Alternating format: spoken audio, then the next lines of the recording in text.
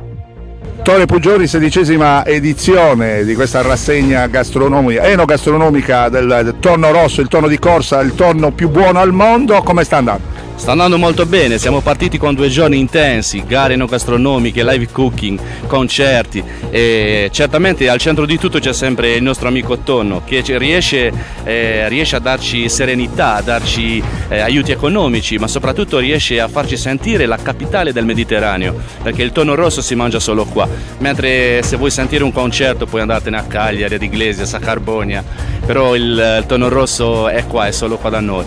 È all'insegna di tutto, perché stiamo lavorando tutto l'anno per questo evento, perché crediamo fortemente in questa manifestazione e la miglioreremo anche come qualità piuttosto che con quantità, proprio perché ci crediamo ed ogni anno migliora sempre, anche se cambiano le gestioni, cambiano le edizioni, cambiano anche gli chef internazionali, i giornalisti eccetera. La manifestazione si rinnova perché c'è sempre modo di discutere, c'è sempre modo di tirare fuori in ballo piatti nuovi, condizioni nuovi per mettere sempre al centro questa manna che ci è caduta dal cielo e noi dobbiamo gestirla nel migliore dei modi. Abbiamo un'isola bellissima, delle spiagge bellissime, delle coste fantastiche e l'interno dell'isola tutto da scoprire. Noi lavoriamo su questo. Poi ripeto, ho avuto la fortuna di essere quasi un anno, adesso compierò un anno il 12 di giugno, di lavorare con gente veramente che mi sta vicino. Sono coperto in ogni settore, dal turismo, dai servizi, dall'urbanistica, e questo è il mio valore aggiunto, perché da solo non riuscirei mai a fare tante cose. Ho portato il mio bagaglio di esperienza, perché tanti anni anche nei banchi dell'opposizione hanno fatto sì che riesco questa volta a guidare con un gruppo veramente solido, serio, quest'isola stupenda, che sarebbe un peccato non dare il mio contributo, il nostro contributo. Ecco, ho visto tra l'altro sui traghetti sia da giovedì, venerdì, quest'oggi, sabato, insomma i traghetti che vanno e vengono a pieno carico, davvero un interesse particolare sotto il profilo turistico per Carloforte. Sì, assolutamente sì, perché io il tonno, quasi scherzosamente, sì, il tonno è quello che praticamente va in tutti i piatti del mondo, viene lavorato da tutti gli chef con un estro incredibile, però dentro di me lo considero anche un'esca per i turisti, per portare i turisti, e poi cercare i turisti di una volta venuti qua di farli innamorare dell'isola, di non farli staccare più, di farli venire sempre tutti gli anni. Questo è il nostro obiettivo, cercare di migliorare l'isola senza andare in competizione con altre realtà che possono essere realtà che non sono mai raggiungibili da noi. Noi non possiamo andare in competizione con Alghero, con la Costa Smeralda o con Fort Village. Noi abbiamo un prodotto che è solo l'isola di San Pietro dà. Dobbiamo salvaguardare i nostri siti naturalistici, le nostre coste. Tutto questo patrimonio che ci hanno lasciato deve essere conservato e curato da noi. Ecco sì, stacchiamo un attimo anche in campo sportivo. Il Carloforte Calcio sta lottando anche per salire nel campionato eccellenza, cosa possiamo dire? Possiamo dire bravissimi chi ha gestito, bravissimi chi è riuscito a fare questa cavalcata. È chiaro che l'amministrazione sarà vicina tantissimo alla dirigenza e alla squadra, e soprattutto aiuterà questa società a curare il settore giovanile, perché è da lì che bisogna partire, perché dobbiamo avere un giocattolo, un qualche cosa che sia consolidato nel tempo, non è che sia solo una cosa provvisoria. Noi aiuteremo anche le società sportive ad orientarci su questo. Ettore Pugioni naturalmente è stato una grande bandiera di Carloforte, così come è stato tuo figlio, insomma, Fabio, che saluto. Sì, grazie a Dio, io ho giocato 21 anni nel Carloforte, solo nel Carloforte.